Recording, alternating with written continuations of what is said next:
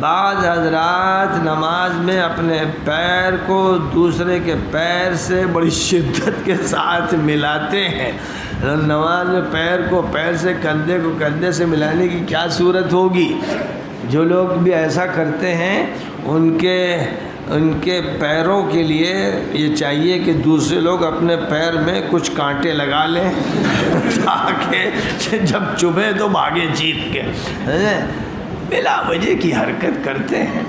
حضور صلی اللہ علیہ وسلم نے فرمایا حاذو بالمناکب والاعقاب، اصلاً جو حکم ہے وہ محاذات کا ہے، اور یہ کہ فرجہ نہ چھوڑو، درمیان میں خلا نہ چھوڑا جائے، یعنی وہ جسم کا۔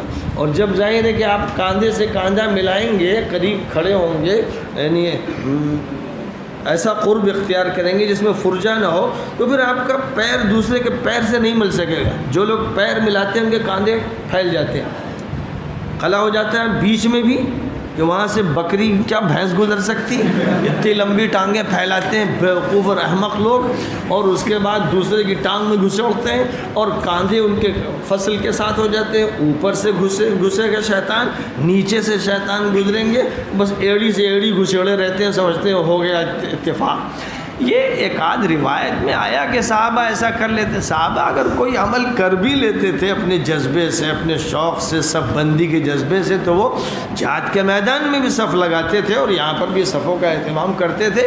لیکن یہ سب نادان لوگ جو یہ حرکتیں کرتے ہیں، یہ حدیثوں پر صحیح عمل نہیں کر پاتے ہیں، ایک حدیث چھوڑتے ہیں دوسری پکڑتے ہیں، کبھی صحابی کی کوئی بات لے لیتے ہیں اور مرفوع حدیثیں چھوڑ دیتے ہیں۔ تو مرفوع حدیثوں میں محاذات کی بات ہے، اور یہ کہ فرجہ نہ چھوڑا جائے، بس اتنا۔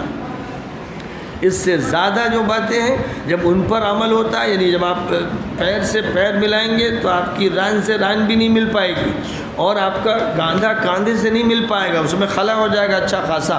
اور اسی طرح یہ دیکھا جاتا ہے کہ جو لوگ یہ کرتے ہیں ان کے بیچ میں جو حصہ ہے وہ اتنا بڑا خالی ہو جاتا ہے کہ حدیث میں فرمایا گیا کہ ایسی جگہ اتنا نہ چھوڑو کہ بکری کا بچہ گزر جائے۔ تو ان کے یہاں بکری کا بچہ نہیں، پورا مینڈا گزر سکتا ہے۔